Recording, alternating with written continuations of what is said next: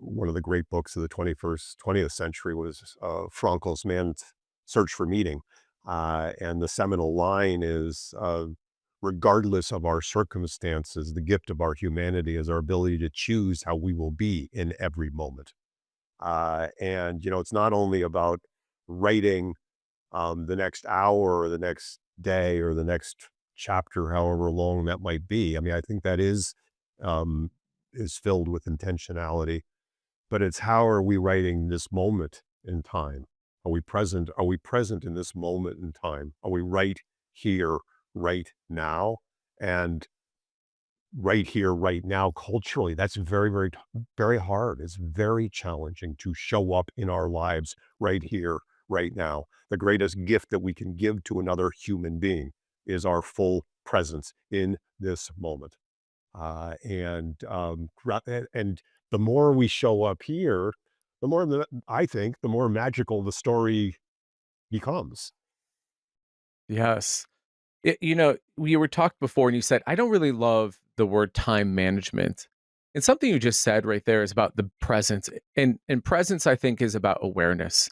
It'd be awareness of self and awareness of others, right? Which I think is then stem from like gratitude, love, empathy, and what does it actually mean to be a human being, right? Especially in this world of AI where we're starting to move towards a level of competitive parity. What we're left with is actually we're not human doings, right? We are human beings. I'm curious, is time management a poorly worded brand management of what it really is awareness management, presence management? Yeah, I mean, as a marketer, I can sell time management off the shelf and do for organizations. Everybody wants to manage time, but it really is about the choices we make in every moment and how we show up in every moment. And that's about self mastery. It's about, you know, Ann and I often, I think she made this line up, but I'm appropriating it for myself for this podcast. With discipline comes freedom. That that we the more aware we are in this moment, the more present we are, really the greater our ability to connect with our environment, to connect with this amazing human who's on the other side of the screen or across the table from us.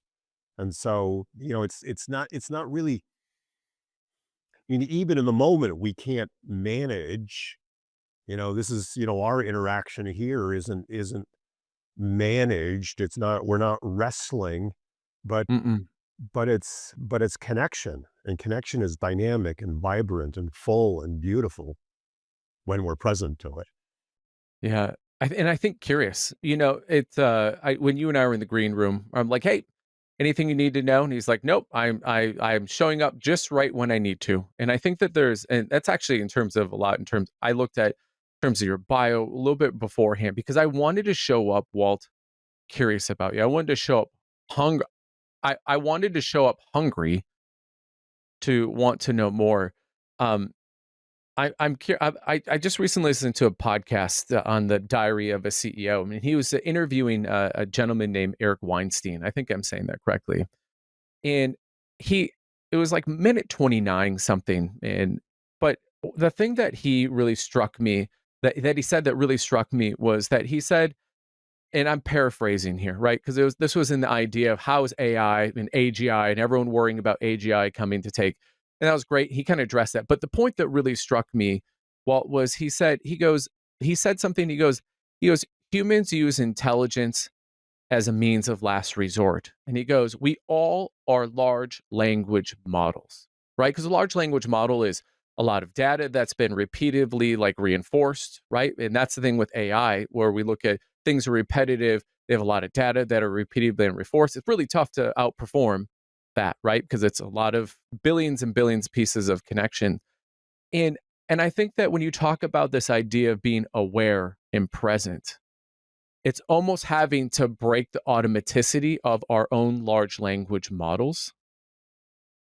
And And that really just struck me about why AI seems so advanced to so many of us because it's taking things that are either rote knowledge, right? Things have been repeatedly done, known. And he gives the example like, well, if I said, hey, how are you doing? How was your week? There's a high probability, probably 98% chance that you're going to say, fine, good. It's fine, good. So when I talk about that, how does that hit you when you think about when you've been coaching people, right? You've been in front of like stages of people, your books, right? How does that hit you when I say that? Well, I think what comes up for me, what you said the word "rote" frequently in the setup for your question, and I think many of us live by default. And I think AI is an amazing tool, extraordinary tool. And I think, kind of riffing off some Cal Newport and deep work, now more than ever, it arguably frees us up to do what we as human beings can do best of all. And that is to to avoid the rote. Let AI leverage that. But for us, and I loved your use of the word curiosity, to stay curious, this is to lean in to curiosity and not just live our life rote. That's boring. And who wants that? To stay curious, to be open to the new possibilities, new adventures. Ann and I, we've kind of trained ourselves. One of our first questions in the morning that we'll ask each other is, what new and amazing opportunities will show up today? Ooh, And you know ooh, what? New and amazing stuff shows up every day. yeah. So what follows that question then? Curiosity. Mm. We've just set the stage for being open, entering the day with open hands and open hearts and staying curious. But how did you get to that point, right? Because one of the things I love about a question like that, it's not for lack of like, oh, that's a really good question, right? It's simple in nature. It's almost so simple that it's profound. But what led to you and Anne saying, we need to ask this question every day? Because, like all of us, we can get closed in, and we can perseverate, and we can focus on the problems and the challenge. Coaches don't say problems, the challenges. Um,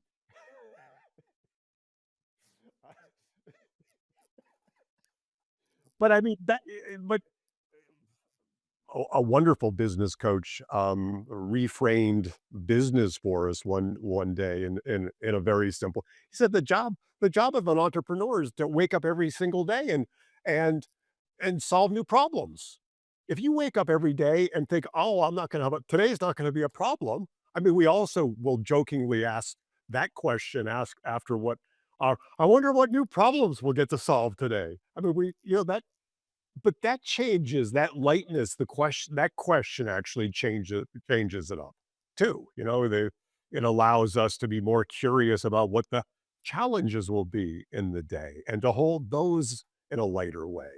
Because we have trained ourselves because we've realized over time, and it's doing deep work individually and together, that we can all get caught up in bad patterns, bad habits, doing things in the same way over and over again, and then it's easy to fall into depression and despair, particularly now where everything feels heavy for so many people. What I find interesting, first question, the basis of it, adventure. Second question is challenge. So I'm going to bring this back to the thing that I think that I notice with you is that how old are you, Walt, today? 68. 68.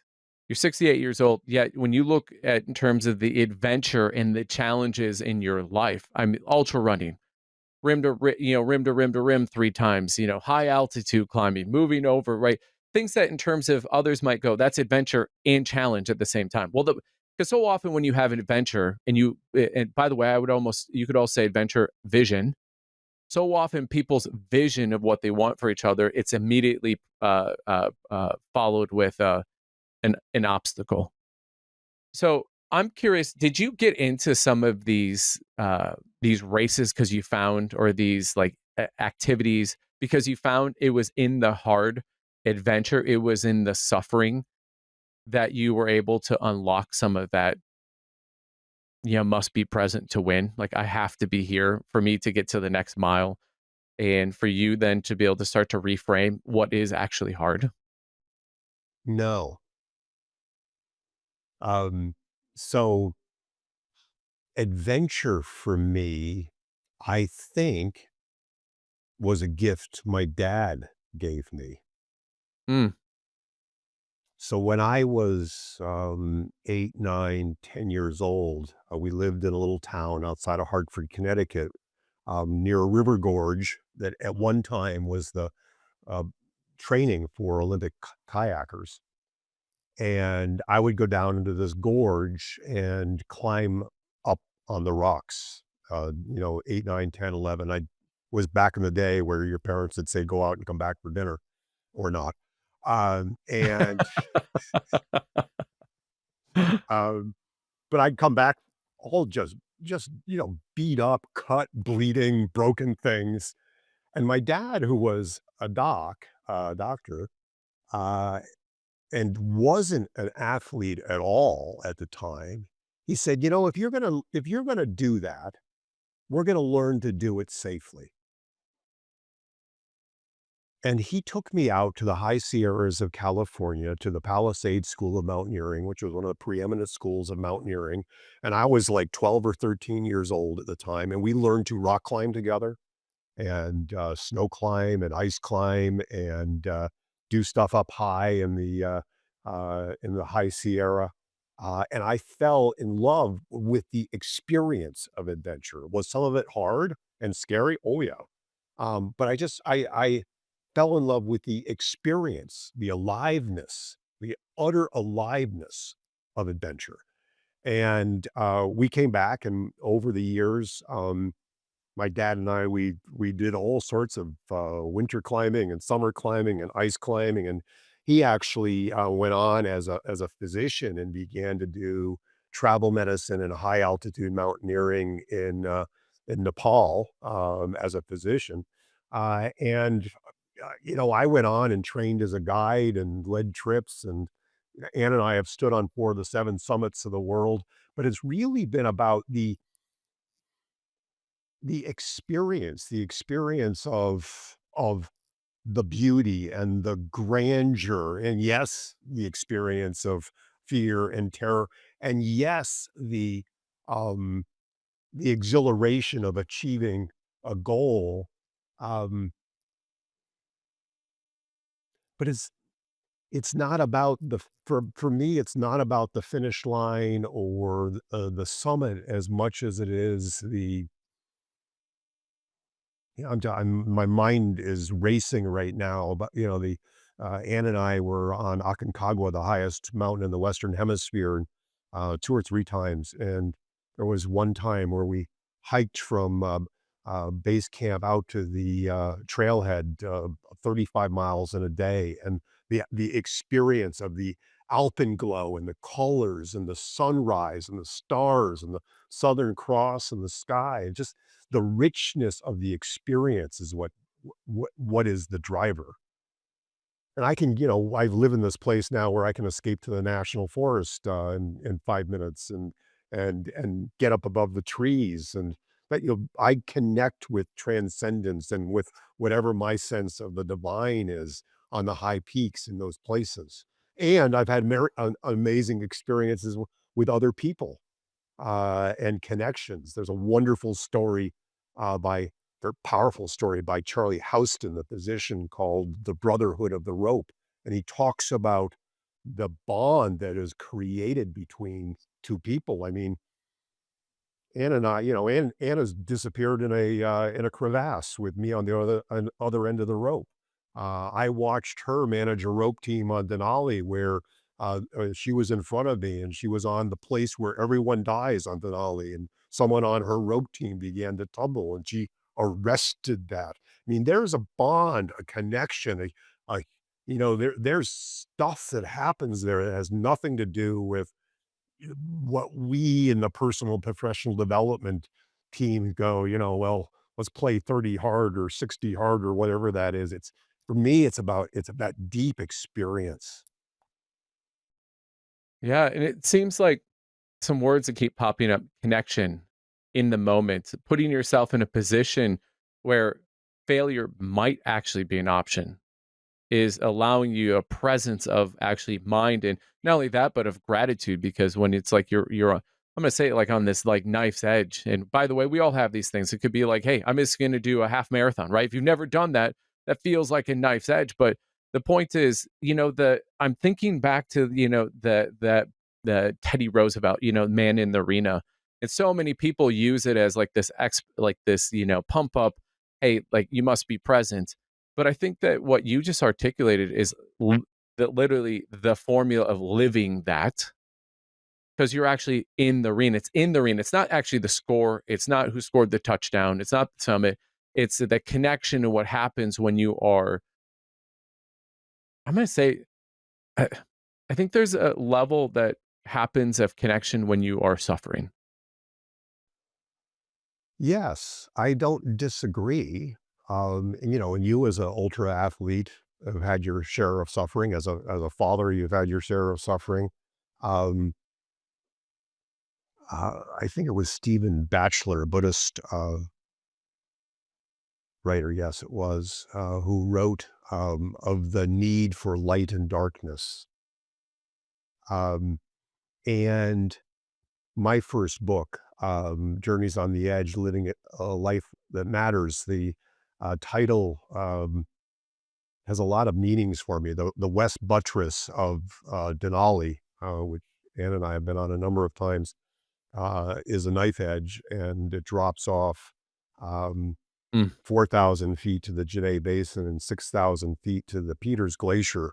And it is literally a single boot track in many places. Um, so the edge is literally exciting and terrifying, but it was Galen Rowell, one of my early photography teachers, great adventure photographer, said it is at the edges of things that we find the most life. It's at light and dark, the sea and the shore, the oncoming storm and the clearing. And yes, in the suffering and the joy, if we didn't know suffering, we wouldn't know joy, and vice versa. Without this really inconvenient, unpleasant thing called death, we wouldn't really have the passion to savor every moment of this thing that we have as our lives. yeah. The word that stuck out to me after Benny died was the word bittersweet. I find I'm so fascinated with the word. I mean, it's an oxymoron, bitter and sweet. And you're totally right. It's Newton's law, equal and opposite reactions. And I think the realization that I had is that, by the way, this is not a recommendation to go out and look for suffering and traumas. But I think it's more like the call to action is that there's a difference between being alive and living, and stepping into your arena, whatever that is, and putting yourself in the position to be hurt by, not physically, by the way, that's not what I'm recommending, but that where you have that there is something on the line other than safety, vanity, and just acceptance. I think that those are like these real fickle beasts that kind of they're addictive, try to lure you in to be able to go, you don't want to do that because someone might judge you. There might be some, you might have to deal with some ego, or you may have to actually deal with some story that you told yourself. Yes, yes, yes. I and you gave the required podcast disclaimer about don't go out and look to death. Yeah. But funny little aside, well, when Ann and I were married, I had been the mountain climber and she had been the distance runner, and she said to me, "Honey, if I'm gonna do this mountain climbing, stuff, um, you're gonna become a distance runner." So I did my first marathon at age 53, and she's stood on a lot of big mountains with me, but we kinda merged our loves by becoming trail runners. So we run mountain trails, and that was my idea, and she said, "Well, I think that's gonna be dangerous," and I looked at her and I said, "Honey, you will fall and you will bleed." And that's love, folks, by the way. And and it's true. I mean, we we we whether metaphorically or literally, I mean, that is part of life as well. We fall and we bleed. And, if we try to never to always avoid the possibility of falling and bleeding, well, you know, that can be a pretty dull life, I think. Not to put too much judgment in the moment. But I think though, I think that there is a sense, of that it's dull. And what seems to be mainstream, it seems to be accepted, I think often leads to a life of regret because you never explored. You didn't take the class because I think you can go back. I have a 17-year-old, almost 17-year-old daughter. You can just see these vestiges of, well, everyone is doing this, but my heart calls me to do this. And I mean, it's these like seemingly innocent sort of like structures that are being built. And and you said a word, um, discipline, and the and that you commandeered. My quote. Oh, sorry, your quote now. Your quote now. Yeah, your quote now, Walt. And and I used to just I truly used to get a little bit gapped out a little bit about when someone go, oh, they're so disciplined and make me examine my own life. But what my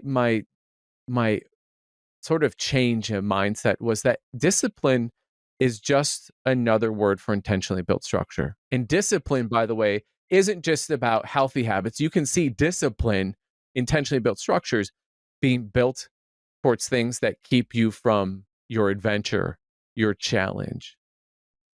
Or disciplines that allow you to lean into your challenge. So one of the questions Ann and I never ask each other every morning is, "Do you feel like running?" Because the answer is mostly no. Mostly no. When we lived in Ireland, there's a reason it's green. It rains every day. And in the winter, it's a cold rain every day. Who feels like running?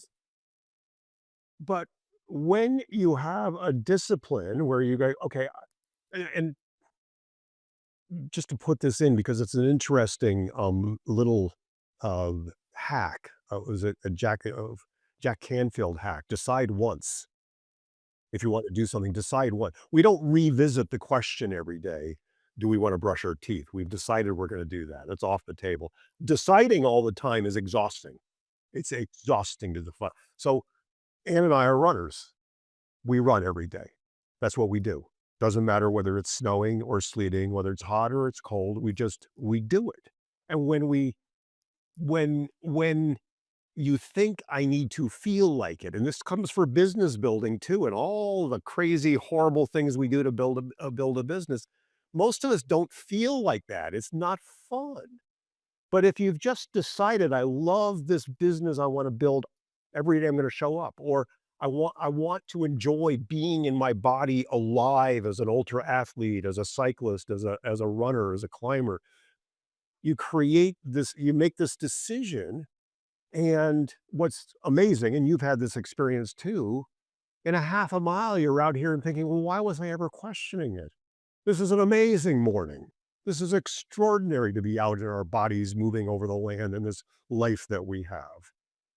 And so, the having some discipline then allows us the freedom to enjoy this great thing. What do you think causes people to come back in and re question a decision or commitment? Again. Early on, I think that it's really not pleasant. Seriously, I mean, I got injured, a couple of years ago, and, it was very hard to come back from it. I mean, I rolled an ankle, 7 or 8 weeks ago right now, and it's a bad ankle. I'm gonna go see the orthopod in a couple of weeks, but it didn't stop me from running on it this morning. But my point is that when we start something, even if we think we want to, it's not pleasant, it's hard, and hard's starting anything anew, any discipline, whether it's learning to become a watercolorist, whether it is becoming a runner, whether it's whatever it is. Yeah, parent, that's not fun. I was a single dad for a dozen years. I raised 3 boys on my own, and I had hair before I started. It wasn't fun. Um, so I think early on, it's because of that. I think that there is a siren call for comfort. We have a cultural siren call for comfort, that's really seductive. And we also have, I think there is a desire, also, and I get this, the toxic drive, the toxic positivity, the toxic drive, that is the other edge of it, to get lost in that, and people, they pull back from that. So I think there are a lot of factors that cause people to reassess what path they're on. But I think, and this is where I always start with my clients when we're building a new business. One of the very first questions I ask them to journal around and go in deep on is, why do you want to do this thing, this business that you're creating? Why does it matter to you? I want to know why it matters. Like, really, why does it matter to you? Because you could do anything. Why does this matter to you? And why will it matter to the people that you serve? And why will it matter to the world? And I want you to write me 2,000 words. I want you to go deep with these questions, because there will be a lot of days where they really, really, really suck. And it's going to be unpleasant and you're going to want to quit. But if you can come back to this journal entry, this touchstone, and come back to this and look at it and remind yourself. Because even, I was 25 years a lawyer, now 19 years into this, coaching world, and there are days that still suck. They're hard. Things go off the rails. And then I remember I get to walk with people in some of their most joyful and most challenging times in their life, and I have the privilege of of helping to lift people up to create amazing businesses that will touch other lives, and that's my why. My why, so, as a lawyer, I found my life kind of the soul being sucked out of myself, just because of the adversarial nature of it. I was really good at it, but I became really weary about that. Um, what I realized is that life is way too short to muddle through. And I had colleagues who literally died at their desk, one at 54 years old.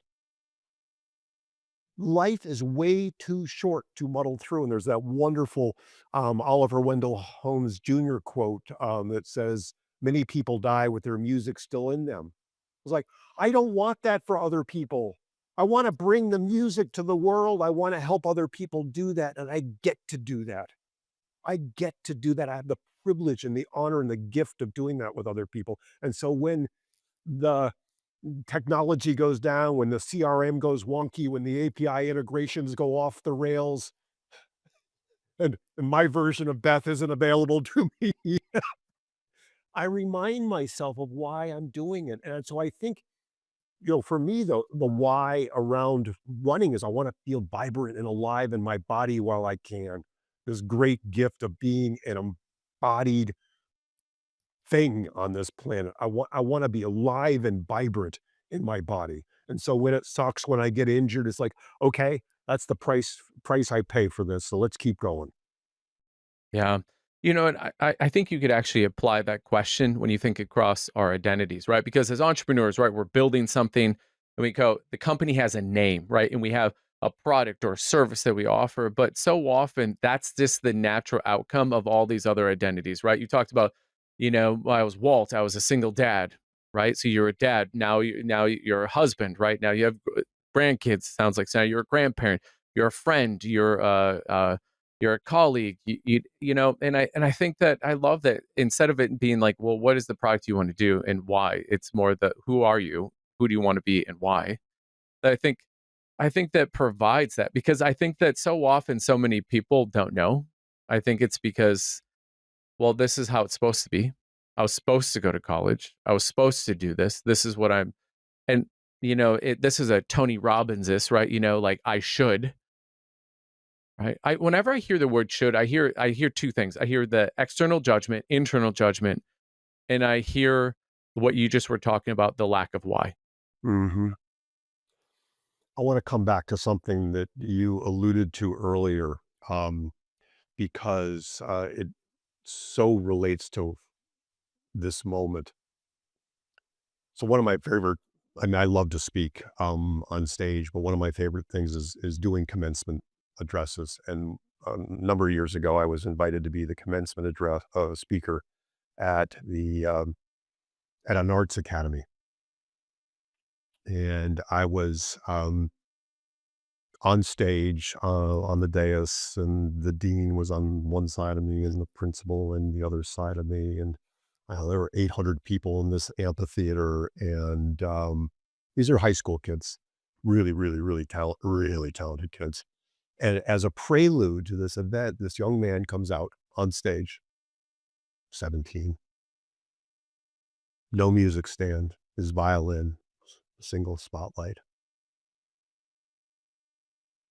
plays this most beautiful concerto that I have ever heard, still have ever heard. Soaring. I mean, the tears are streaming down my face. And he finishes, and the audience erupts. And I lean over to the dean and I said, "Where's he going to music school?" And she shakes her head at me. She says, "His parents want him to go to business school. So they're sending him off to a business program. So he has a real job." And what often happens, and I'm all, uh, I like I like successful business. I'm not anti-work, anti-job, anti-hustle. I'm not anti any of that. And we need to have fuel. We need to have that rocket fuel that fuels us. And still imagine that that young man may end up on my doorstep one of these days, wanting to reconnect with what once lit him up. Because I think early on we know what lights us up, and somewhere, and this is what you had spoken about before, we slide into this pattern or this pre-programming that takes us way away from our heart's desire. And we end up sometimes, and I had this moment as a young lawyer, we wake up, I remember this was an October morning. I walked into my hermetically sealed office on the 18th floor. It was a Saturday morning. I had worked an 80-hour week already, and the files are stacked up on my desk. And I'm looking at the sun rising over the river outside my hermetically sealed office. And I just shook my head. Out loud, I said, is this all there's going to be for the next 30 or 40 years? And for many people, that is all there is. It's so true. I see it with entrepreneurs that I'm coaching is that they started off with like this dream and this vision because they saw a problem, right, that they could solve, that they taking an existing solution and bring it to a higher level of like evolution, right? people were willing to write checks. And it was exciting because for most people, when you come out of either college or maybe you didn't go to college or you dropped out of college, is that we've been told this story that the reason why you go to do this is so that you can make money, right? And then we get lured in and attracted by this desire to like, oh, hey, it's like, oh, boy, if I could make this, this would be amazing. And then you get there and you realize this is it. So then you go, oh, well, my life has adjusted. So now when I get to that 2x, 5x, 10x version of that, okay, I've arrived. And I see this with entrepreneurs is that they become a prisoner of either their own success, their own lifestyle that they've built around that supposedly imbibes what others consider success, yet feels like an absolute failure to them. And Dan Sullivan, he said this quote. I don't think he didn't coin this It quote. was probably Anne's quote. It's probably Anne's quote. So we'll quote it to Anne here. But what got you out of Egypt won't get you into the promised land. And the more and more that I'm around entrepreneurs is I realize that that's just a great saying, but we can actually categorize things into Egypt companies and promised land companies and like Egypt lives and promised land lives. And so often I think what did it take Moses, right? It was an 11-day journey, but it took him 40 years. 40 years. I know. Yes. Yes. That's back to the relativity of time. Yeah, right, yeah, right. All comes back to time. But I think that you're right. And and I like myself, I fell into that. I fell into the trappings of like more and more and more. And it was just more money. But that was the why, was so that because that denoted success. And when I made this switch to what are the things that I've been doing forever that it's like breathing to me to do. And I realized two things is that I remember in seventh grade going, when we're talking about talents, I remember I was like, I'm really good at loving people. And it seems sort of hokey at the time in seventh grade, like loving people, like what? And I realized that that loving was for anyone who wanted to see a bigger future and didn't have the ability to reframe this either fear, uncertainty, or amplifying in term whatever their vision was because they just couldn't see the outside of the jar that they were in, right? Or providing that momentum. And ever since I started doing that, I found that I've still incredibly become even more and more successful. But you don't summits without one foot in front of the other, right? You do enough feet in front of the other, all of a sudden you're at the summit. And so, but I think that so many, go ahead. No, no. So I'm just curious. I wanted to stay with Egypt for a minute. Have you found that there are some people who are just, from your perspective, it looks like they're trapped in Egypt, but they don't want to leave Egypt? And what do you do? I mean, they've come to you for coaching. They're stuck in Egypt, but the lure of all of the Great Pyramids keeps them there. Yeah, I liken it. You'll get this being in New Hampshire is, or when you're in Ireland, when you wake up in a warm bed and you know that you're going to go out and put some kilometers on or miles, right? That you know that it's gonna hurt. Your body's gonna go, what the hell are you doing for maybe the first 1 to 3 miles? It's cold out. Your lungs are gonna burn. It's really easy, I think, to not want to demand the best from yourself. And so often when I look at entrepreneurs, they have that, well, this is great. I look at my house, I look at my neighborhood, I look at my cars, look at my kids, I look at all the different things that these perceived drapings of success. And I think when they think about leaving Egypt, it looks like more doing. And how a lot of it I have helped them move beyond it is that I think to get to Promised Land Company, it's more thinking and feeling than the doing. And that's like this major shift that like this idea to like get more in your life doesn't have to be more doing, more sacrificing. It actually just be more thinking and more maybe getting a little bit more heart centered of, what does winning look like? And you said something earlier. You were talking about how when you're out there And anyone who's been out in this moment, been outside, is the sunrise coming up. About a week ago, I was doing actually 2 weeks ago, I was doing a kettlebell walk. We have a half mile long driveway, so down, back, mile, with like about like a 27-pound kettlebell, and I was about yeah, it is delightfully miserable, but because of the wildfires that are coming down from, like, Canada, just this beautiful haze, but all of a sudden the sun came up and over this cornfield that we overlook, and I just had this moment going, "Had I not come out here, I would not be present for this art I'll never see again, and no one else except for he or she who's out here right now is gonna be able to experience that." And yeah. So, but I would put back to you, like, for people who are in Egypt companies, I mean, what have you seen, right? I mean, you're probably seeing people in Egypt lives, right? And they're going, "I wanna start this business because I don't love this whatever they were having before," right? But how do you handle that? What have you seen people transcend that? So a lot of the problem starts with the cultural expectations. A lot of my early clients were lawyers, and as a lawyer, you go to law school, you become an associate, you toil for years and years, you build a bazillion hours a year, you get the junior partner, the senior partner in the corner office, and the nice cars and the clubs and all of the stuff that comes with that life. And as not only have I done a lot of coaching work, I've had really good counselors and therapists over the years. One early therapist, when I was miserable as a lawyer, said, "You're stuck with the golden handcuffs."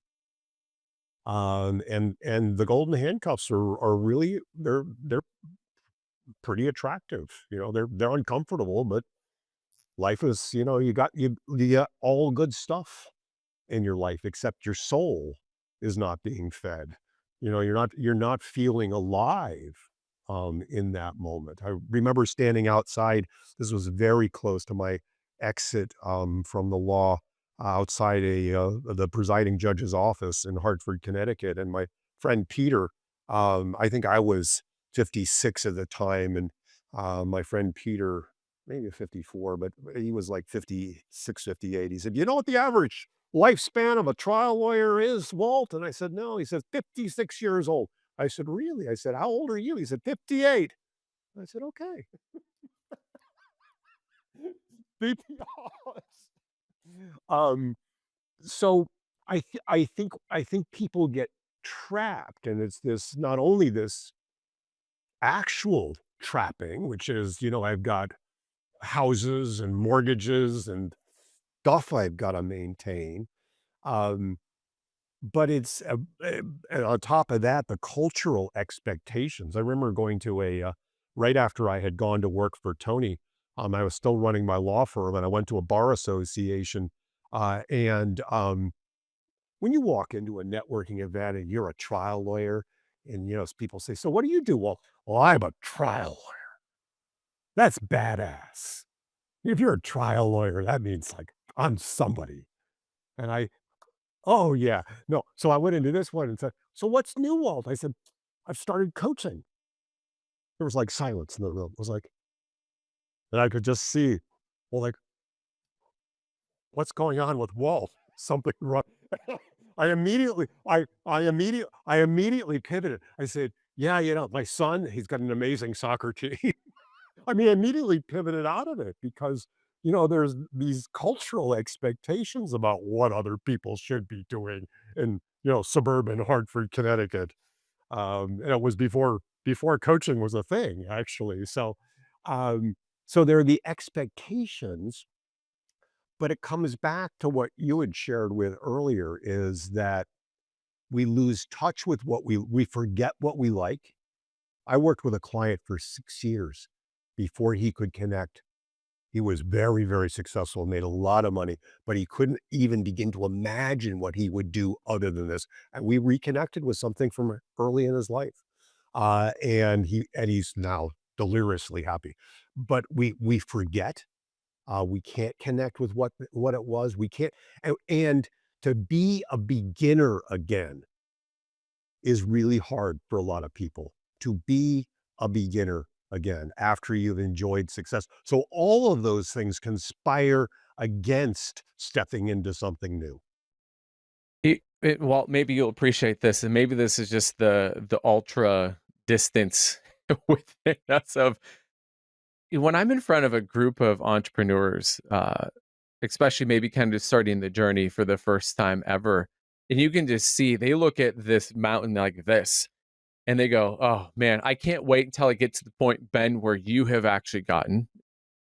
And I look back, yeah, and I'm like whoa, and I look at them and I go, "Oh, to have that to have that moment again, like you're reading that book, that chapter where you are setting the scene of like this incredible life that's still ahead of you." And by the way, I'm still like on my own trajectory. And that's where I think that they forget is that just because someone might just be different from you is that we all have run the same narrative, right? We're all LLMs, right? We've all run these same narratives. We just might be different parts of the book, but you still are writing a different one. But I look at people who are doing the hard things and making it's even as simple as decision of, do you want to still be a trial lawyer, right? You've incredibly successful, probably had probably a lot of reputation, brand, acclaim, wealth.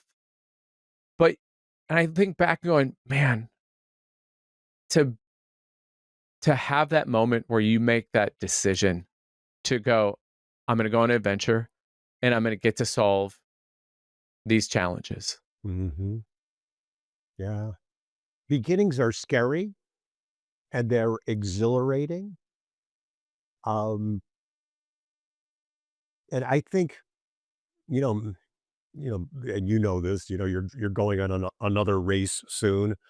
Um, Business can be that way. All of our lives can be that way. What do we want to do next? What do we want to experiment with? What do we want to stay curious about? What do we want to just try? Ann and I got stuck in Argentina on one of these um, expeditions, and we got like horribly stormed off the mountain, and it was way too expensive to book a flight out. And so we spent 3 weeks in Mendoza, Argentina, studying Argentine tango. It was like, hell, it was great fun. We tangoed and drank Malbec, and it was like, what's bad about that? Uh, That sounds horrible. I like your version of getting stuck. Mine usually is in O'Hare. Yeah, well, I've had that too. But when I'm thinking about people who are listening to this, big growth minded, probably entrepreneurial in nature, or maybe even not, they're just growth minded who are people who are working time and effort jobs. What would you say? Here are the three questions. I like that you seem to be thinking questions. Here are three things, or here are three questions you could be asking yourself today that would allow you to start that first one foot in front of the other when you're crossing that buttress, right? Where it's 4,000 feet down this side, 6,000 feet down this side, at least what your perception of that is.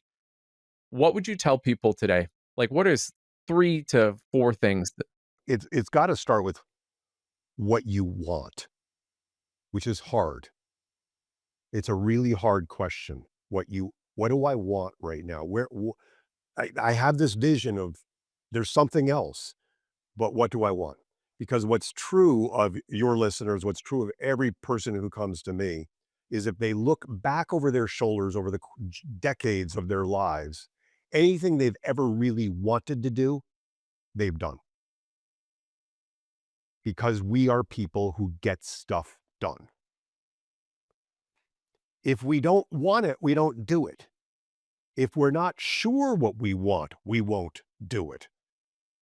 And so getting clear about what we want, and there's a wonderful little phrase to hold. It comes Wayne Dyer's interview of Esther Hicks around the Esther Hicks work. I'm not a big law of attraction person. I am a big vision person. I believe that if we can get clear on the vision of where we want to go, we will move in that direction. But it was a wonderful Wayne Dyer interview, and she was talking or channeling Abraham's work around manifesting what you want. And Wayne said, "Well, what if you don't know what you want?" And she replied, "Well, then hold the statement, 'I want to know what I want.'" And I will tell you that that is something I have given as homework. And sometimes it'll take weeks, maybe even months. But if, out on walks, on bike rides, we hold the question, I want to know what I want, it begins to drop into place. So, what do you want? And then why do you want it? Because if your why isn't big enough, you're not going to do it. So, what do you want, and why do you want it are two really important, deep, deep questions. And then it becomes well, how am I going to get there? The how to is always it's usually a smokescreen question. Whenever somebody says, "Well, I don't know how to do that," I always respond, "Well, that's just a BS statement." It's always BS because the how to um, is always it's the BS question that hides what do I really want to do, because we don't ask, because you and I don't ask how to you don't you didn't ask how to ride 100 miles. You wanted to become a distance rider, and you figured out the how to. We think when we want to do something, we figure it out. So I don't think it's the how to. The how to question is, if you find yourself in that question, you've lost the plot. You're off trail. So w- w- what do I really want? Why do I want it? And then what can I do to take the first steps toward that?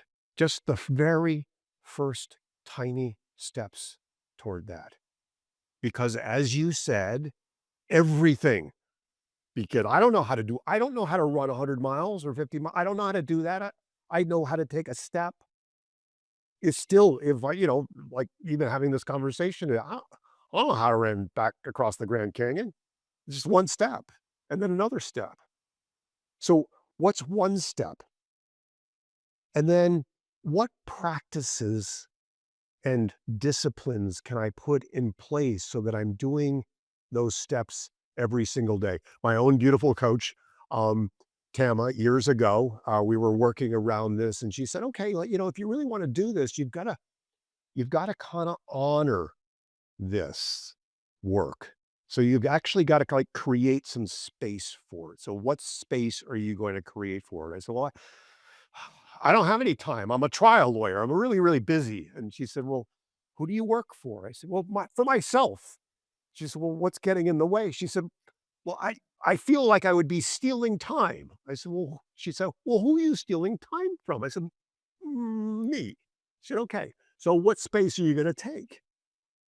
And so I began carving Thursday. Summit Success International began on a Thursday afternoon. It was like a little tiny piece of time that I honored for this new thing. And then there come a point in time, she says, "Well, I think you need more time because this is starting to grow." I said, "Well, I'm going to take Fridays." She said, "Really?" I said, "Yes." "Are you going to commit to that?" I said, "Yes."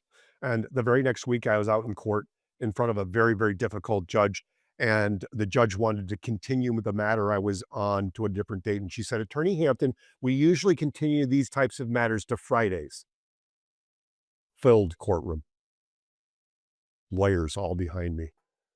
And I'm thinking, I just had my coaching call. And I was like, oh, this is bad. Oh my God, this is bad. And I looked at her, I said, "Your Honor, I don't work on Fridays." There was an audible gasp in the courtroom from the lawyers. It was like, "Oh, he's gonna get it." And the judge looked at me, kind of cocked her head a little bit. And she said, "Well, would a Wednesday work, Attorney Hampton?" And in that moment in time, this awareness came into my life that I could actually create boundaries that would begin to honor this new little tiny thing that might become something. And I began to craft that. So what do I want? Why do I want it? What little tiny steps will I create? And what structures will I create that will help protect those little tiny steps? What disciplines and practices will I do every day? And then, and this is so key, where will I get the support for that? Because this journey is it's we've sat here and waxed poetic about entrepreneurship and adventure and stuff, but the lives that are built intentionally, the businesses that are built intentionally so that we can enjoy the joy and the sorrow and the bittersweet and the amazing and the sunrise and the fog across the cornfields, it can be a lonely go. And so we need people who get us. We need, I'm so blessed to have I just the luckiest dude on the planet to have this amazing partner in Ann because, as you let off, we were looking at the Grand Canyon. It said, big sign, if you run down to the river and back in a day, you're gonna die. And she looked at me and she said, "That sounds like fun." But having people who are that's why I believe good coaches have coaches. I need as a human being to be supported and to be nurtured and to be grown. And so those are the things who can support me on this journey. So, number one, I think that might be one of the clearest articulations of a formula that if you just rinse and repeat, and just do that in like atomic habit, 1%, 1%, 1%, just there's a couple things that you said there. Like number one, when you talked about this law of attraction, I think we're like mincing words because I think when you have clarity, you can actually do the thing that you talked about. You can decide, right? And decide is a byproduct of side, right? Suicide, right? Like genocide, right? These are all things that like to end, to cease. But when you have clarity, you can actually make that commitment. Um, the one I want to touch on, and I'd love if you'd expand upon, because I think everyone is like, yep, boom, boom, boom, boom, boom. And then you get to the last one. Find people who support you. And I think that there is going to maybe be some people who are on this being like, my spouse doesn't get it. My partner doesn't get it. My business partner doesn't get it. Like my friends don't get it. Like, so what do you tell people? Because I know you've come across this with your coaching clients. You say, hey, find someone who's going to support you. And they're like, yeah, like my partner didn't even want me to even sign up for this coaching call. How do you tell people to navigate their personal net worth statement of their network? Yeah, I love that. Um, I think it comes back to the beginning, which is what do you want and why? Because, you know, somebody could look at Ben and say, that's nuts to want to ride a century. I don't want anything to do with that. When I decided I wanted to run my first 100 miler, I mean, even Ann said, well, that's nuts. I'm not sure I want to do that. Um, but I went out and I researched the running coach who was one of the preeminent coaches of newbies with 100-mile aspirations. Now, she bought into that, she said, "Okay, go for it." Um, so when you are surrounded by naysayers, which I think is a slightly different question, that's really, really, really hard. If you've got people who are dragging you down, that's a bigger conversation to have. And that's, I talk a lot about good boundaries in my work, having really good, clear boundaries. But when I found myself as a young lawyer realizing that I was really, really, really miserable, um, it was literally sucking my soul and making me sick. I started looking for who'd been down this journey before. And I remember I had stumbled over this book by Tama. It was her first book called This Time I Dance, beautiful title. And this is a little paper, and I'm sitting in front of the fireplace outside of Hartford, Connecticut, in my home, my beautiful home, expensive home, because I had a really nice income. But I'm reading about this lawyer who comes out. She's successful. She becomes a trial lawyer, and she um, nearly commits suicide because she's so miserable. And then she leaves to create this business to help people discover the work and the life they love. And I'm bawling in front of the fireplace reading this book. And I think, oh my God, someone else has had this. Somebody else has walked this path. Somebody else in the world could get me, understand me. It was a Sunday. Monday morning, I called her and I began. That's like 16 years ago, 15 years ago. And we began to work together. And she's been my companion and guide. So there are people, I mean, we'd like to think we're special snowflakes, and we are, and, um, there are people who have walked the path that you wanna go. And you were talking earlier about, the people at the bottom of the hill, and once I was in a very precarious spot, who am I to coach other people, and, who am I worthy enough, and all of that stuff that all of us grapple with, and my coach, Tama, she said, "Do you remember when you were in 6th grade and the 5th graders looked up to you?" I said, "Yeah." She said, "Well, you're at least in 6th grade right now, aren't you?" And I said, "Yes." And it reminds me of that beautiful quote by John Maxwell that, "Our call is to lift as we climb." And so, there is always someone ahead of us who can be a guide for us, an example, a mentor, a guide, a coach. And there are people who are behind us on the path that we have the opportunity and the privilege and the gift of lifting up as we journey across this beautiful thing called life. I think there's a couple things there. I love that you're talking about it's creating a tailwind in cycling. There's this idea that you use about 20 to 30% less energy when you tuck in. The right, when we're recording this, the Tour de France is going on, and yeah, I mean it's the fastest Tour de France on record as of right now, ongoing. And but it's interesting when you look at the peloton, which is the largest group of riders, and they pan to them. The people in the front, their legs are moving, but the people in the middle, they're basically freewheeling. It's like they're hardly even working. And I think that uh, you can be that for someone. You can be that wind block and have someone tuck in behind and allow them to get to that point. And I actually think that is the newest. I think that's the new form of leadership. I had a mentor challenge me, and he had asked the room. He said, "Hey, how many of you think you're leaders?" This is a room of like, I mean, like people who like clearly led something. Room goes up, your hands go up, and then he asked us out following question. He goes, "How many of you are creating leaders?" And I got to tell you, I think that the whole room was honest and they lowered their hands. And that's really what you're talking about. I think it's one of the most important jobs of all of leaders is raising up new voices, fresh voices, young voices. I also want to circle back on something you talked about, naysayers and boundaries.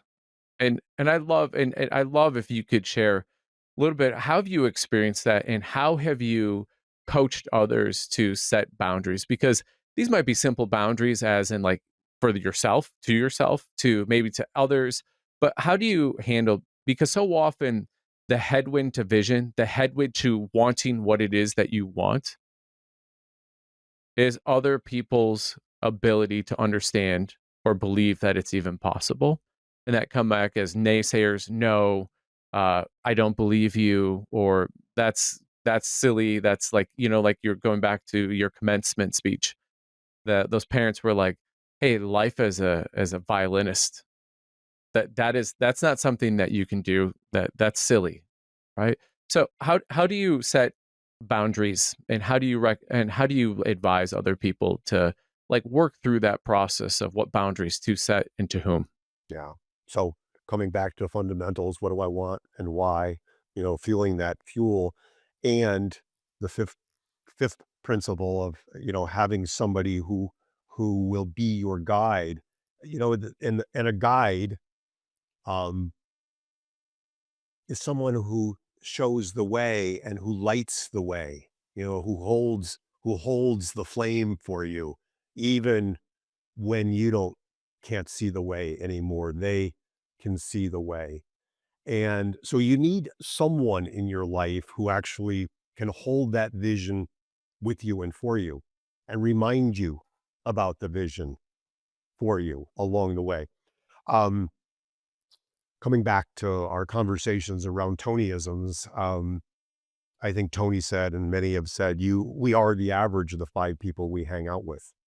And that's true. Average in terms of aspiration, average in terms of bank account, where we live, what we drive, all of that stuff. We are the average of it. And when we aspire to different, or we aspire to more, that threatens the circle.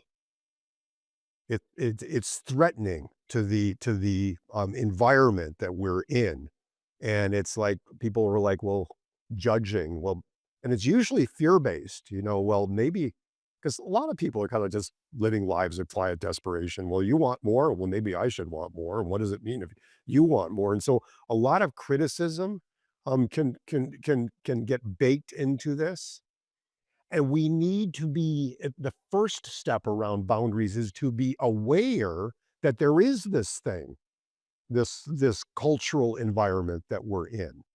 Because without awareness, then we're just kind of stuck in the soup. So we must be aware of it, and we must be able to have that touchstone with that person who holds it. There comes a point in time, though, that it may be necessary, and this isn't sexy or exciting, that that we will need to break free of the environment. I mean, if somebody is really toxic to where you wanna go, it may be better to titrate one's exposure to that energy. And the very I we were talking about our mutual friend, in the green room. Um, I treasure my deep friendships. Oh, they are just beyond measure. And so I do not treat relationships in any way casually, but they're if you're on a path to more, if you're on a path to a big life, there will be collateral damage. There will be collateral damage. And so realizing that if somebody's really a naysayer, you either need to have a conversation with that person, or you need um, to perhaps not be in that ambit as much, or maybe not at all in that ambit, which is, creating very clear boundaries around that. And then there are, the other boundaries that we need to create for um, the next things that we want. Um, Personal boundaries around what we do. I mean, I get up at 4:30 every morning. I'm not sexy after about 8:30. Do not invite me to a dinner party where I have to start eating dinner at 9, Ben.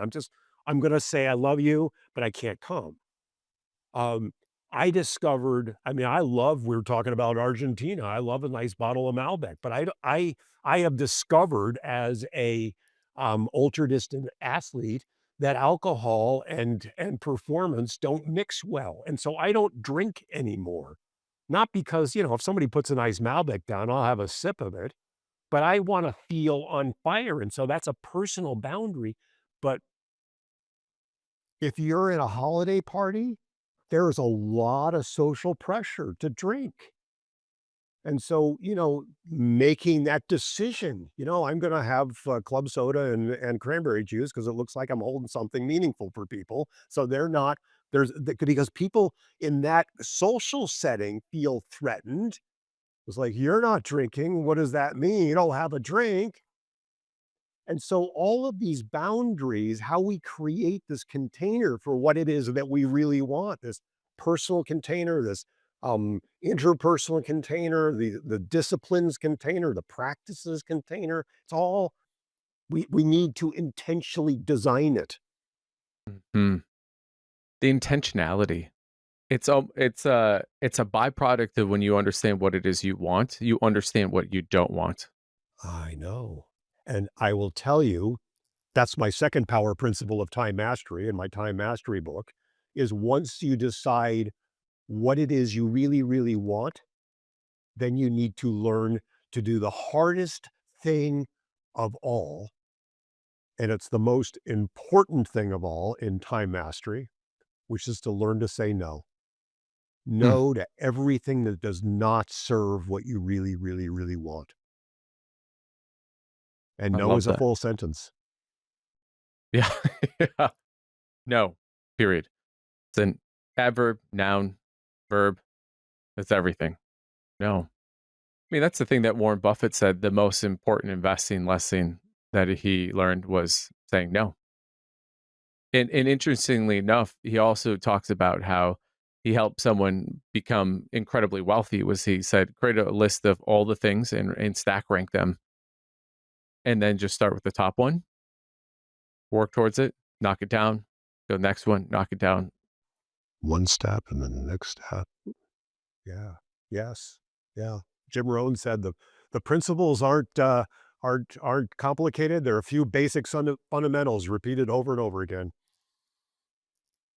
This has been an incredible conversation, an absolutely incredible conversation. And your wealth of living, it just is coming through. And I'm just really grateful that you shared it with our audience. If people want to read more about your books, you got multiple books, but I'd love if you kind of just if you highlighted them. And I know there's something that you want to give our listeners today, but if you want to go like titles, synopsis of it, and why someone, in my opinion, is going to want to read them. Yeah, thank you. So my first book, which still I think I hold as probably my seminal message, is Journeys on the Edge: Living a Life That Matters. Was Amazon bestseller, two-time winner of the North American Book Awards, um, and it is really about living richly, fully, deeply, finding the joy before the clock runs out. And I'm guessing and I'm guessing it is as stimulating as this conversation. So Well, may it be so. I want that for the reader. Um, and then my second book kind of arose as a result of many of the questions you've asked me before. The much shorter book doesn't take much time. It's called The Power Principles of Time Mastery: Do Less, Make More, Have Fun. Also in a second printing. And it's more about the mechanics of what we've talked about today. And there are a lot of principles, but also practices. And so I think the thing well, I know the thing that we're inviting your listeners to take advantage of is a download of the e-version of the Power Principles of Time Mastery, free book, e-load, and then the executive um, planning template suite. So all of the planning tools, the time mastery planning tools that we use in connection with that, also for your listeners. that's amazing. And we'll put some notes in the links in the description, and so that people can easily go get that incredible offer. And Walt, if people want to follow you, if they want to know more about you, where can they find you? If someone goes, "Hey, you know what? I need that touchstone to create that space in my life," and they're going, "Man, Walt is a guy that I could easily anchor to." Where can they find more about you, either on the socials and or where can they find more about you if they want to go, "Hey, I'd love to have a conversation." All right, this is complicated. Everybody should lean in right now. Get out and I made this up myself. This URL, walthampton.com. Again, because for some of us might be spelling challenge, we will put that in the description as well. Yeah.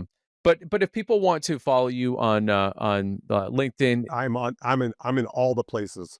And my name again, Walt Hampton. You'll find me on LinkedIn, Instagram, um, Facebook, Threads. My team is telling me I need to learn to dance on TikTok, so stay tuned to that. So hey, You may have to get stuck again in Argentina. A little Argentine tango on TikTok.